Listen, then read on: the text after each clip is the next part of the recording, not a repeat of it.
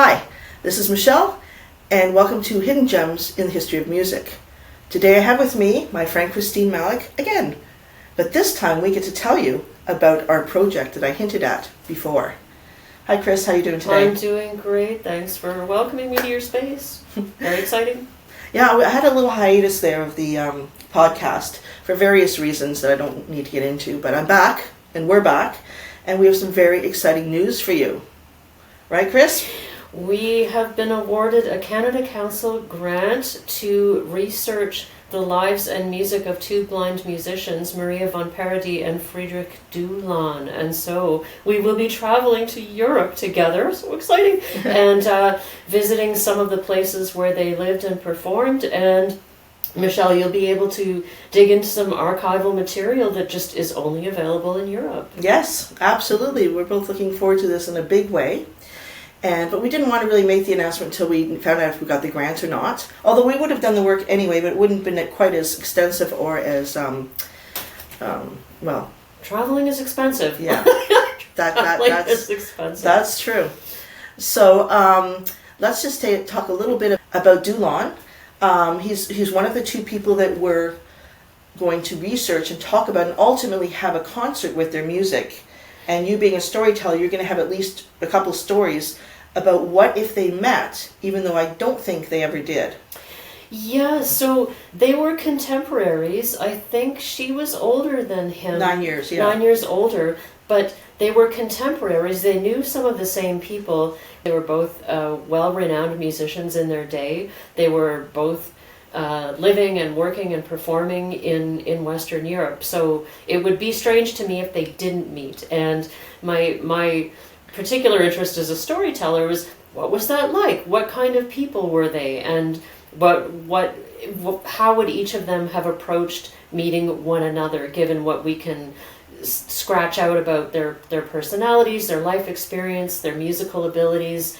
For me as a storyteller, those are the key points that interest me, and I feel sure that they did meet. Do you? Okay. I do. Okay, Yeah. sure. I don't know if they met. Like I said, there's no evidence.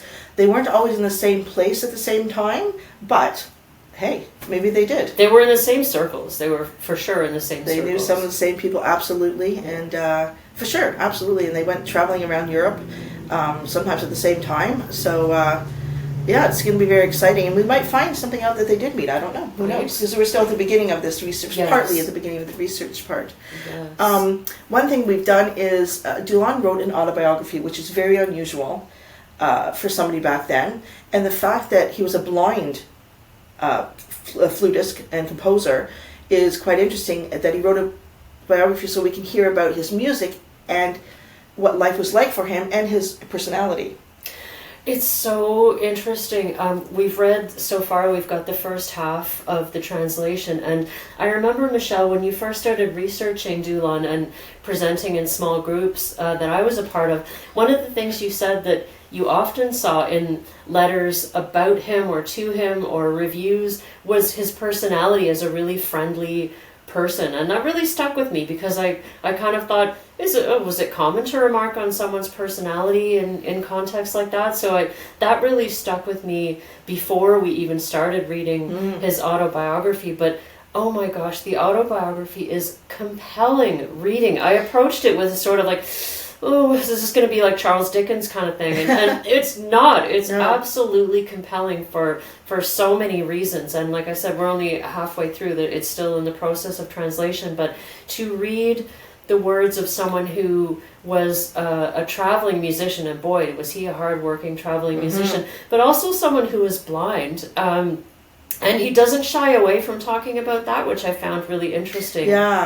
Yeah, and so at that time, disability was much more of a stigma than it is today. So I was very impressed to read his own words about, and he doesn't dwell on it. It's not a big feature of it, but there were certain points that we'll definitely come back to about his blindness, how that fit into his life and his work and his society, that were unexpected and really compelling, very, very identifiable to me as a blind person. Michelle and I, we have actually not talked about much. We've been holding off to have this conversation, and so I really want to know, Michelle, what things struck you most? Like, I was keeping notes, and I have this like points that ran through it for me as themes, and so I wonder what your main takeaways are so far. Well, first of all, I want to kind of frame this in the sense that this first part of the autobiography is him talking about his life from approximately, like, he's about in his early 30s when he writes it, and he's going from his very first kind of tour around age 8-9 to about the age 16. So this is the older him talking about the younger him, which is kind of interesting. And he talks about people, he talks about places, he talks about being blind sometimes.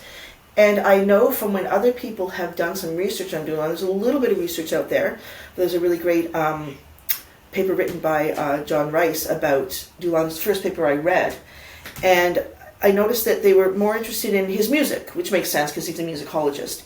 And so as I'm reading it, I'm noticing, he talks about music, he doesn't say specifically what he played particularly, how long the concerts were, how much money he made exactly. It wasn't that kind of stuff. And I feel like people who've looked at this before have been looking for that information, who he played with, who was in the orchestra, what music exactly did he play. And it's not really in there, that kind of details. It's not written as, these are the concerts I did and this is what I did. It's more just an overview and some thoughts and some stories and who he met and what he thought of them. And I think that they missed, but they weren't looking for it, the guy who he is. And that's what really struck me. I was very interested. There's some very interesting things about the flute in there and what it was like being a flutist back then and sort of all that kind of stuff. It's all cool. But what struck me most is who he was. I mean, there's so much of him in it, and he was like very verbose. Like, he would go on and on and on talking about something, and it was kind of interesting because you're like, okay, get to the point. What exactly are you saying? How many words do you need to say that? But he must have been like that, right? Obviously. And it's just so interesting how when he met other people, what he thought of them and what he was looking for in a friend or a companion or whatever, that kind of thing. So I was delighted with every paragraph I read, actually. It's incredibly detailed, and one of the things he was well reputed for was his memory. And so he's writing in his 30s, and in the autobiography, he's writing about his 12-year-old self. And on the 24th, we stopped in Brandenburg, and then we had a night of incredible detail of things that he remembered, or whether he was journaling at the time, which I doubt. But there's incredible amounts of detail about his traveling and all the people he met, and he names them. And I was often wondering how much of what he's writing is sort of the conventions of what you're supposed to say and how much is genuinely what he felt. But he would say things that I really related to, such as, I remember best the concerts where I had a really good time, or where we had amazing accompanists, or where people really enjoyed it. It wasn't, he was traveling to earn money, of course, and he would often report his earnings, which I found really interesting, but he would say frankly, the most memorable concerts for me weren't the ones that were most financially profitable, they were the ones that were the most satisfying or the most well received, or where the people we met were kind or good. Yeah, I have a feeling that he didn't have an agenda in this autobiography. He just wanted to tell his story. That's kind of the sense I get from it. So, a bit more about Dülon. So, he was born near Berlin, and he was born here. I've got the details right here. Let me just make sure I don't get anything wrong here. So, I want to get the right dates and everything. So, he was born in... Oh dear, you see, I should have that right on the top of my head, right? 1769. 69. August 14th. I know it was the day before my mom, actually. August for her birthday. Oh. August 14th, 1769, in Arenaberg. I hope I'm saying that right, because my German is non-existent. Now, he was... Just a little background on him, because we haven't talked about him really. Why was he blind? When he was about 6 weeks old, he had some kind of eye infection or something, and some doctor, and I use quotation marks, doctor, of course medicine back then was quite rudimentary, sketchy. sketchy. That's a good word for it. Had given the parents a salve to put on his eyes. God goodness knows what's in that. They use things like mercury and all sorts of stuff. And his eyes stayed shut for several weeks. And when he finally was able to open his eyes, apparently it looked bad. Was what it sounds like. It seems like there was some visible abnormalities to the outsider. So I think he ended up with some light perception, some color, a few vague shapes. But he talks in part of the autobiography about what he wore, which we'll come back to. We'll come back to that. At first he wore a visor to cover his eyes because his father, who was his traveling companion, felt that would be the most respectful way to shield other people from the discomfort of looking at something that I guess we could call disfiguring. Maybe. Yeah, that's how they might have thought of it. Might have thought of it. Yeah, and so eventually they decided the visor drew more attention than it diverted, and so he would have the practice of keeping his eyes closed in order to protect the delicate feelings of people who didn't want to see something abnormal. So yeah, it seems as though whatever the quack did also damaged his eyes, but yes. also in a way that was visible to others. That's exactly right. So how did he start playing the flute? His father was a flutist. His father worked. He was actually a goldsmith, and he also worked for the government. And Jackson's here to hear about it. Hi, Jackson. Sometimes he comes to the to the podcast. And so he was given a flute when he was quite young, and learned from his father. Learned just by hearing, of course, and was able to play quite well, quite quickly, which is very interesting. And by the time he was like 9, he was out there performing, which is amazing. With his father, they would do a lot of duets, but he learned concertos. He learned so many concertos by the time he was in his 30s, like full-length concertos. So his memory must have been fantastic. And like I know some people have better memories than others. Like I have a really good memory for things back in the day. Like my family knows that. They're like, "Is that right, Michelle?" I'm like, right. Go to. And some people just don't. It's true. So he was lucky he had this fantastic memory. And there's a bit of a common idea that blind people have better memories innately, and I would argue that's not true. As a blind person, I'd say I definitely cultivate my memory, and so I have a pretty good memory when I need to, like for numbers or phone numbers or credit card numbers, whatever. So right. You can cultivate it, but I also know blind people who don't even really bother and don't have that. So to say it's associated with blindness is a bit facile. I think he definitely had an innate superpower in terms of. I think you're right, and I think it's true. I think I've even read that in certain things about him that it must have been because he was blind. Well, not necessarily. No. Yeah, it helps. It helps because you have to cultivate your memory. Yes. You have to.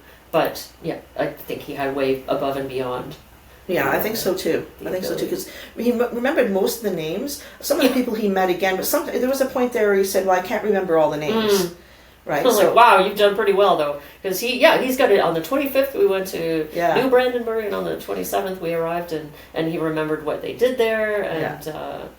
And one of the things that struck me reading as a blind reader, on one hand, he describes his father as someone who instilled fear in him, because when Friedrich would, lean out a window, his father would say, no, don't do that. Or when he'd stand on a chair, his father would swear at him and say, you can't do that. And yet, Dülon describes himself as a child who, when brought to a new place, would instantly explore it. And even if he heard music in a neighboring house, he would just go. And that speaks to a level of autonomy and independence and courage and curiosity that really spoke to me, that really across the centuries I really felt that, particularly when he had a parent who was not one to encourage that. So he clearly had an innate curiosity, and particularly about music. I loved that because I'm kind of like that too. I hear music. I want to follow that. And so if he heard music in a neighboring house, he would just go, even as a mostly blind child. So that really struck me in his description of himself as a child. Yeah, because there were no accommodations people made for blind people back then. At all. No, and in fact, you were probably encouraged to stay hidden. Yeah. And there even, I rely so much on given infrastructure. When I walk to a new neighborhood, I know what the sidewalk I know there's a sidewalk. I know Yes. predictably where the road is, and there's a grid, and that was just not the case where and when Friedrich was growing up. So it speaks to his curiosity and his courage that he would explore new environments on his own. Absolutely, absolutely. And the fact he would get up in front of people and play, and he must have loved the music so much. One of the first concertos he learned is the Quantz Concerto, G major probably. That's why I know most flutists know that concerto. That's a pretty big work, It's a very big work, and I think it's interesting how he would talk about whether his accompanists were good or not. It seemed that if it was in a court, the accompanist would be great, like the court orchestra would be great. If he was just in a town somewhere, you got what you got, So you might have out of tune people, you might have parts missing, you might have people. There was one where he said somebody came in and they took everything twice as fast as it should have been. Like, holy moly, what do you do with that, I was so interested in that aspect because for so many reasons.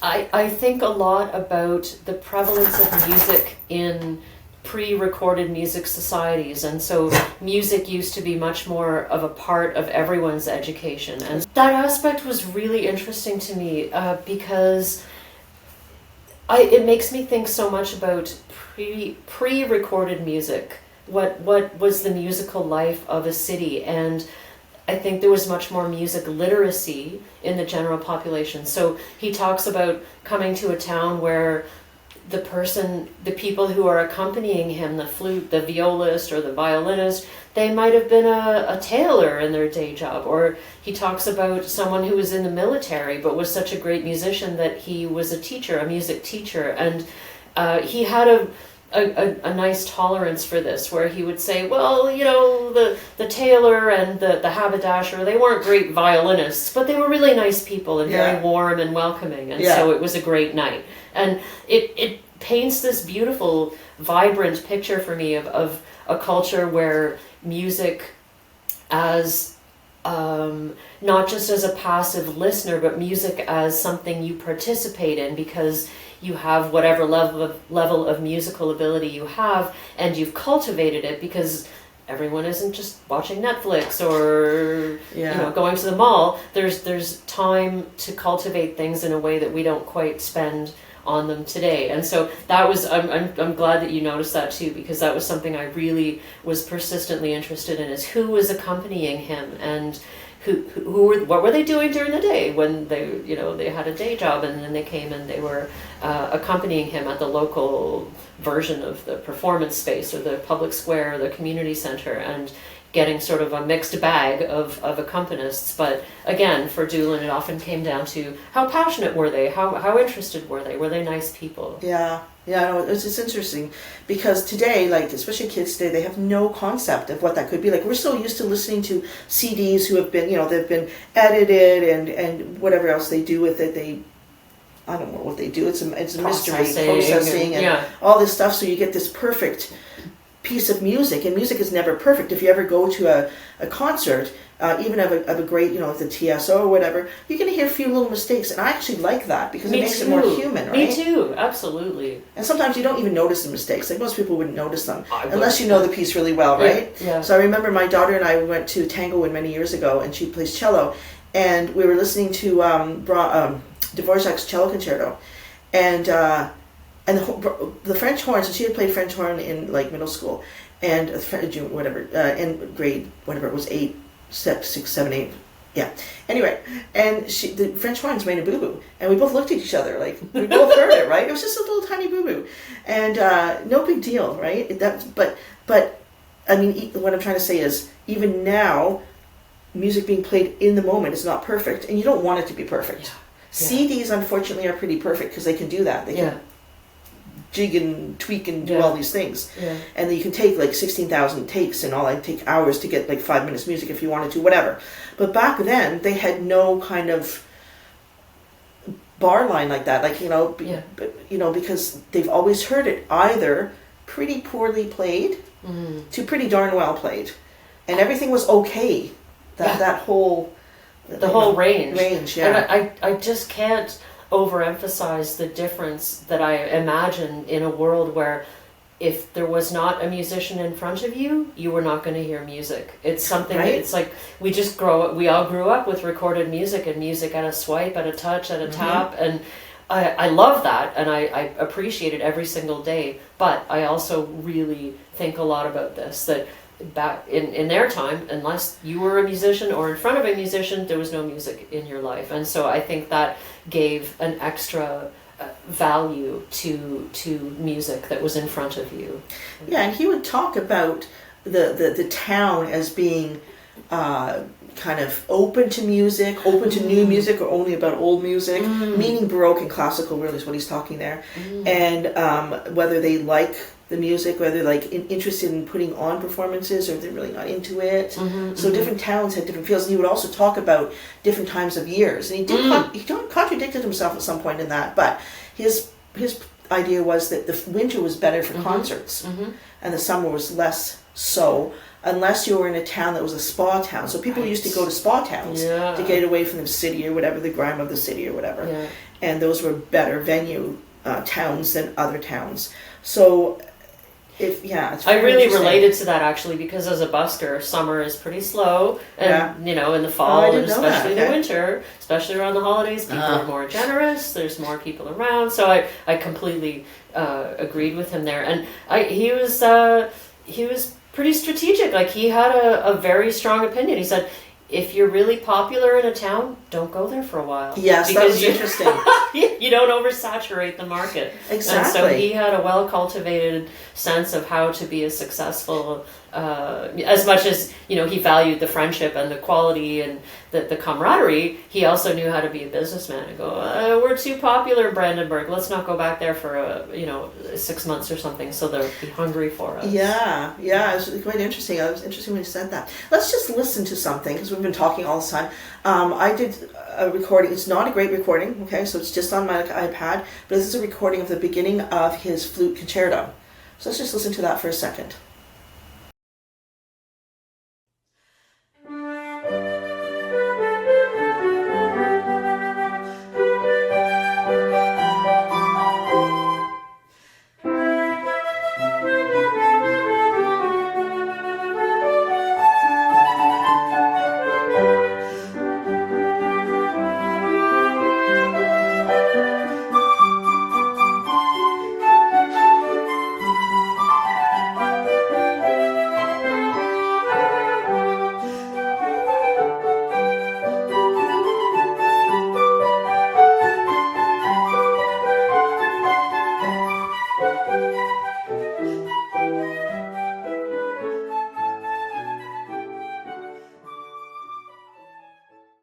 So I see that as really happy music.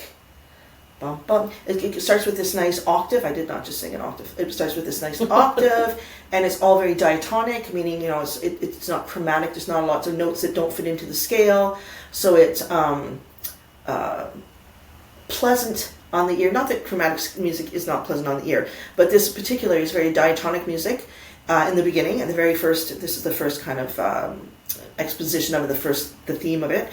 And it's really lovely to play. It's like, oh, this is great. I mean, it gets into some really actually hard stuff in this first movement, but I love playing it because it's happy music. What do you hear in it? Well, it made me curious because in the first half of the autobiography, you sort of alluded to this Baroque versus classical. So he references this a few times, that there's the old style, and I'm making wiggly air quotes, the old style and the new style, and who prefers what, and people have very firm opinions, and that he himself, it sounds like he eventually makes a sort of shift in his own tastes too. So can you, for someone who's not as musically literate, such as myself, can you kind of explain what he was talking about? Okay, so the Baroque era was very different than the classical era, in the sense it's almost like one of my professors in university would say it was like a revolution. So you can have an evolution of music where they take everything and they expand it and work on it and everything, or you have a revolution where it's boom, something's very different comes out. So in the Baroque era, they had pretty much got to as far as they can with what they had.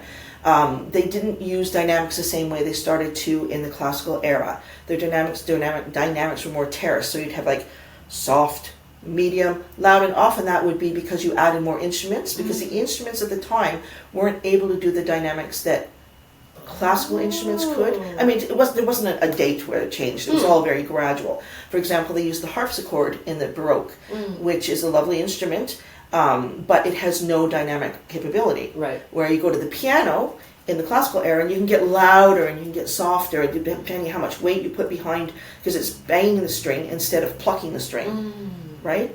So, and like flutes got a couple of keys on them, so you could be a little more in tune, and that helped too, like the whole tuning with other people. It was the beginning of the Industrial Revolution, so there were more instruments out there, there was more music out there, there was a middle class that wanted to learn music, right, this kind of thing. And some of the conventions of the Baroque, which were very kind of rigid at the time, I want to say, opened up to things like string quartets and symphonies where you put groups of instruments together. Like the symphony has like the brass section, the woodwind section, the percussion section. They didn't have that before, the string section. So everything kind of opened up in a different way, but it went in a different way. You know what I mean? They went as far as they could in the Baroque. So there's more kind of emotion emotional range in the classical era. It had a lot more dynamics. You get really loud and really soft, so you can really create more tension. And in the Baroque era, attention and release. In the Baroque era, they had an idea of the affection, so each movement had to have one feeling. So this was joyful. This was sad. In the classical era, you could be joyful in the beginning, get sad in the middle, get joyful, whatever, at the end again. It could also all sorts of different things happening. And so everything, we had the new string quartet, the symphony. We no longer had the concerto grosso, where you had a group of soloists. Now you have just a soloist. Having said that, again, there were things for concerto for a flute and harp by Mozart. I mean, again, it's not an absolute, like, guillotine right here, boom, it changed. but there was a big change going on in music. I hope I made it clear enough. But so the new way was a little surprising. Yeah, that sounds very, very. I was also curious about. He talks about different flutes and innovations, and someone would give him a new flute and so I had no idea what it really meant, but I wondered what you made of some of those innovative flutes. I was blown away by that, actually, because in university I did a paper on the history of the flute. It was my best paper ever. So I researched all this, and this happened and this happened and this was added, but the nuance of all that was not in my research because it wasn't in what I read. He's talking about, like, he went here and this guy had jerry-rigged this new key on his flute. So his father, who was a goldsmith, tried it on his flute, on like some other guys. So he tried it on Dülon's flute, this kind of thing. So there are people experimenting on their flutes in all different areas. This is where he first started. This first half of the autobiography was all happening in northern Germany. So even within that area, people were trying things out. And his father would help him. There's this one where it seemed to do two different things. It had a swivel on it, so I have to read that a few more times to understand what that was. So I'm like, wow, I had no idea. I thought it was more kind of centralized. Okay, well, this guy right here is going to do this, and everybody's going to buy that kind of flute and like it. But that's not how it was. That was so interesting to me because, we're used to a fixed, this is what a saxophone is, this is what a guitar is, and every now and then you come across some new invented instrument. Wow, that's really... But this speaks to a time where things were just way more fluid and like, very fluid. Oh, buddy down the road, he invented this new gadget and the flute. Let's try it out and see how it went. And I was super curious as a non-flute player. Very interesting. Would you have liked to play one of those? Like, is that to try them? I mean, the fingering was different. There's this part in his concerto that's really awkward, like such awkward fingering. And I'm wondering that if the flute he played on it was a lot easier to play. I think it was. It probably was. But he had this thing where, if we give everything away, nobody's going to want to read the autobiography ultimately. But he met this princess who made him give up his flute. I'm like, nobility. Oh my God, the nobility. He couldn't say no. He didn't have the option to say no. I can't do that. They had to go, and he had to give up his flute. One of his flutes. He had several. So that was kind of interesting too. I'm like, I love the way he framed it though. It was like, okay, so she wanted my flute, and of course I had no choice. So I had to sacrifice my flute to a mere dilettante, which I love that word dilettante. I actually use it, and I sort of wondered whether it was as insulting when he used it as it sounds today, because it's pretty blunt. Like, yep, she's a dilettante. She's just scratching the surface of something I'm an expert in, and I just love it. He's just, yeah, she was a dilettante, and I had no choice. Because she's the nobility, and the rich always get what they want. It's very, very frank, which I appreciated.